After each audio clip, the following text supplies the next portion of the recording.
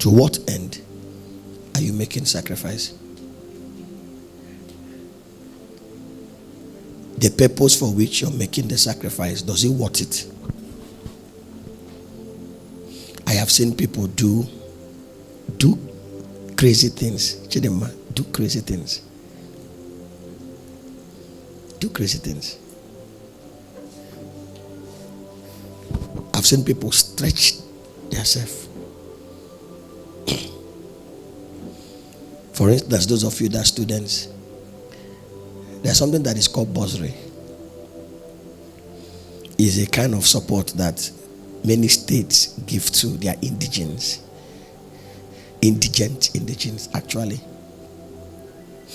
And I have seen some couple of times the kind of sacrifices that people make just to collect that stipend.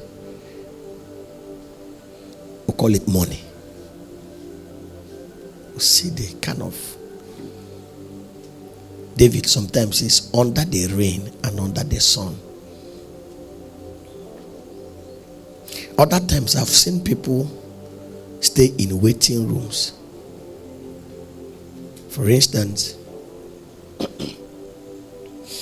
when I got done with school and I wanted to do my internship in UNTH, nowadays in this part of the world, you get employed by the contacts you have, by the recommendations you have. So those days I watched people sit down for hours. Chimdalo, sit down for hours.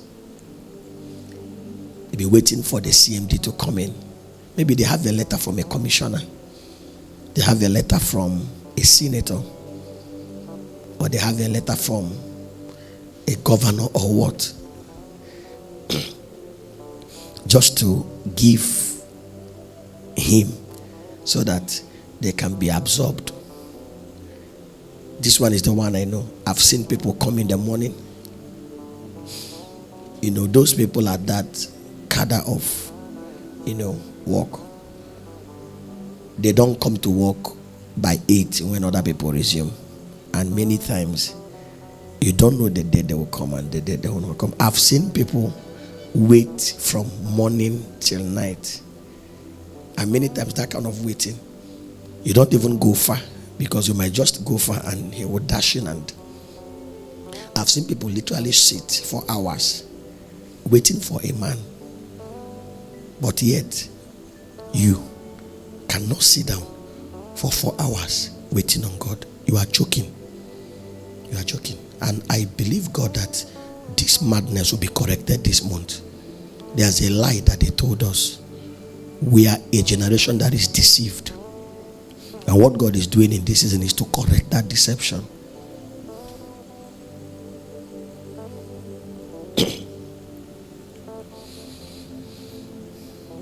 Our generation is deceived. People are hearing me online. Yes, we are deceived. We mocked our fathers. When they gave their life to Christ, then the concept they got, the mindset they had, was that there was nothing else that mattered. A lot of them actually even dropped out from school and many things. Their eternity was more important than the present. Our generation is so opposite of it. If I count at random now, how many of you here that are eagerly waiting for the return of Jesus will be shocked? If I pick at random now and interview some of you and ask you the last time you remember that Jesus will come again and that you will see his face, those things don't cross your mind, because we are deceived. Are you getting? Sir, we are deceived. You looking at me, you have been deceived. Yes, you have been deceived. That is why you value mundane things more than spiritual things.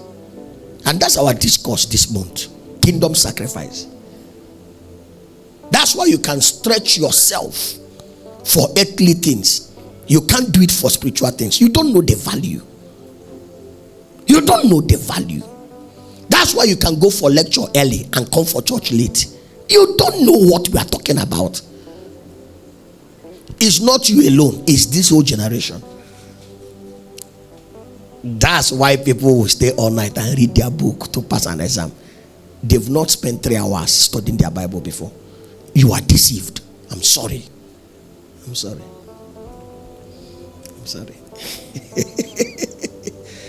Deceived generation. I told you what Solomon found out after he toiled life. You know, Solomon, my God.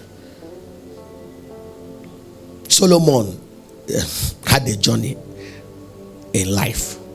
And when he was done, he said, all is vanity. If somebody like Solomon is telling you that all is vanity, all is vanity. You know, when a poor man is telling you all is vanity, you would think that he's saying it because he doesn't have anything. Are you getting what I'm saying?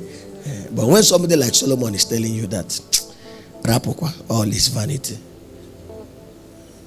he doesn't want you to make the same mistake that he made.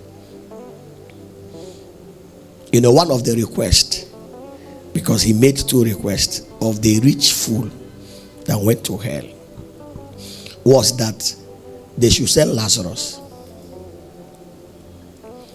to go back and warn his 5 brothers.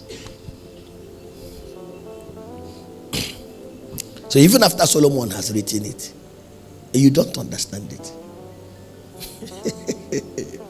But I trust the Lord that this month there will be a paradigm shift in our life. Vanity of vanities, saith the preacher. All is what? Vanity. Vanity. You don't know it, I'm sure. I'm sure. The flesh doesn't have the capacity to know this thing. That's why as a believer, you dare not walk in the flesh. You must push yourself to walk in the spirit. That's part of what we're going to discuss this month. Bishop called it stretch. To live the spirit life, where what I'm saying now is making sense. Where this thing that Solomon is saying is making sense, you will need to stretch yourself.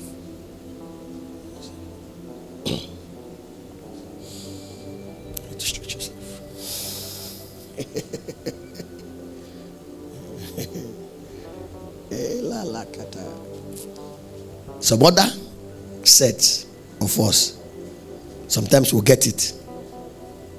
Some other times we don't get it.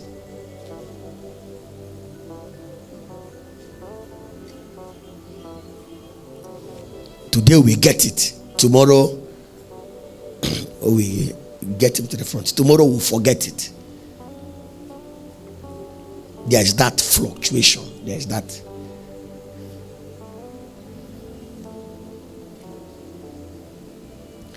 I'm doing a diagnosis. And you're saying that what I'm saying is true. You like mundane things more than spiritual things. Because we've been deceived.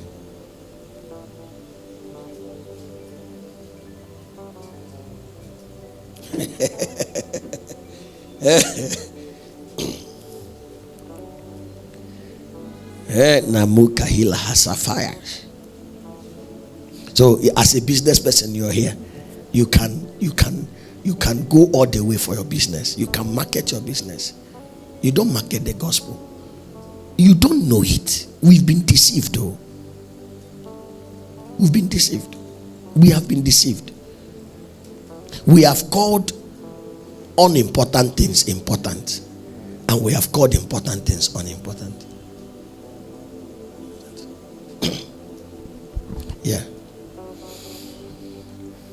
And this is God's heartache. Because this generation of believers that have this kind of posture, we disappoint God.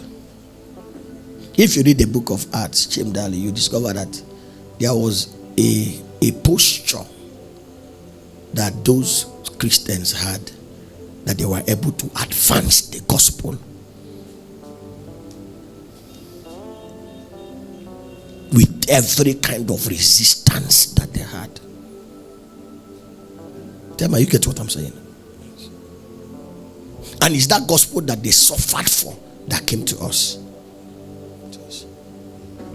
They preserved it with their life. They preserved it with their life. Of course, as a matter of fact, all of them died for it. The question is, if you are the one, if it's our generation, they're supposed to preserve the gospel with our life in order to pass it down to the next generation. Can God count on us? This way we are. Selfish like this that we are. This way we are. This way we are. This way we are. This way we are. My generation don't like long meetings. My generation don't like night meetings. My generation do not like early morning meetings.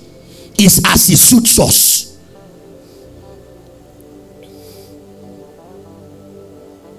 But I bless the Lord because there is also another generation that is rising from this generation. And they will stand as a witness that even in this perverse generation, men can stand sacrificially for the kingdom. And they will also stand as a judgment for other believers. Those of you hearing me and those hearing me online that will not subscribe to this life, they will stand as a judgment. Hebrews chapter 12 said, seeing that we are surrounded by this cloud of witnesses.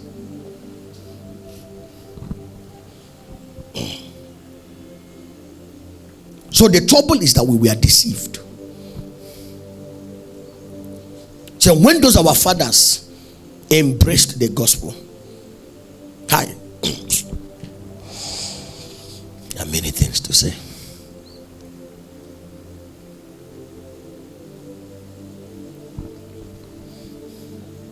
The value that they had for it made them forsake everything. And there is a thought that is flying into my mind. That's what is called the law of first mention. Say the law of first mention. How something was done the first time, it now sets a standard. Did you get that? Yes. I've just been contemplating, sir. The first people that Jesus called, we're followers of Jesus, Christians. The first people that Jesus called, the first followers of Jesus, when that call came on them, they so valued it that they forsook all. They forsook all. Even at one time, Peter had to ask Jesus, those of us that have left father and mother, left all to follow you. So when we look at how it started, how following Jesus all began, we saw that it began with sacrifice. And you see, you cannot make sacrifice for something if that thing is not valuable to you. Yeah. So stop this nonsense you're saying. Jesus, you are all that matter. Stop that.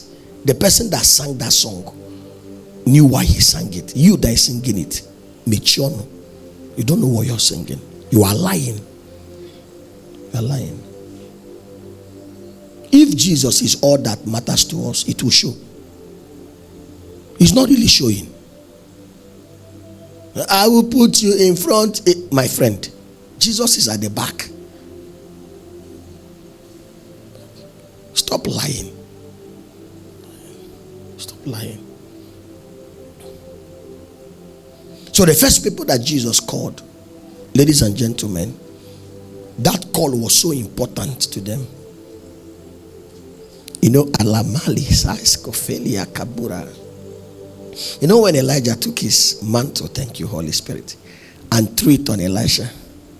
When they throw that thing on you, then that means God is calling you. And Elisha said, not that he will not go. Not that he will not go. But let me first of all go and tell my parents that I want to serve God with my life now. Elijah turned and said to him, consider what I have done to you. What you have received is a noble cause. Consider the opportunity you are middling with, you're joking with. Consider what I have done to you. The moment Elisha heard it, he slaughtered all the oxen. Do you know what that means? That means he will never go back to the business again. He burnt his bridge. Those of you didn't burn your bridge, you kept it. You carried something and covered it. So from time to time you unwrap it and go back. Today you're burning for Jesus. Tomorrow you're cold like ice fish. Now what I mean by burning for Jesus now is not coming to church. Some of you coming to church is also difficult. What I mean is, let's even start from your personal place. How did you study your Bible this week? This week. Did you finish 2 chapters this week? Week 7 this week. How did you pray? Let's start from there. You see, Jesus has told us to raise him a people. That's why I'm talking like this. How did you pray this week? I don't even mean the prayer of asking, Lord, give me. I mean, fellow. How much time did you give God this week?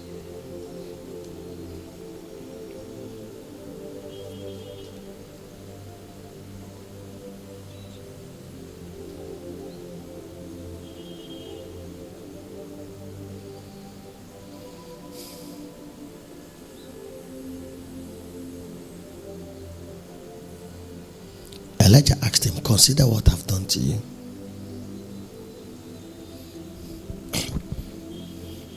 They deceived us. Steve, you know when Jesus called people, some of them gave just very slight excuses and he told them to go back. And you see, we have also made a mistake, we pastors and also the church of the generation. We have begged people too much that it now look like they are serving God is us that they're doing good. We've begged them to pray as if the prayer they're praying is a benefit. But when Jesus was speaking to Peter on the subject of prayer, he told him, watch and pray. Did you get that? So that you don't enter into what? Temptation. It's you I'm concerned. I'll always teach. He took them to Gethsemane to pray, and in their mind they thought that they were praying for him. Hello, that was what they thought. When you're doing something for somebody else, you can just do it haphazardly. Is it not true? When you're doing it for yourself, you now say that you can be diligent. Is it not true? There was a story that was told. A certain man that lived abroad. I don't know whether it's true or fiction. I don't know. Those days when they told us an elephant and a tortoise were in a race. And as they were running, the elephant forgot something in the house. And those fictions. But this one looks like a true story. So this guy was living abroad and then had somebody here that have served him all the way. But the person that was here serving him was not faithful. So when it was time to settle him, so he was sending him money to build him a house. And he didn't know that the house he was building was his settlement, how the man wanted to settle him. And he made sure he sent him enough money. And he was buying substandard materials, because he thought he was building a house for somebody else. And when he was done, the guy said, okay, after you have served me all these years, that house that you've built is actually your settlement.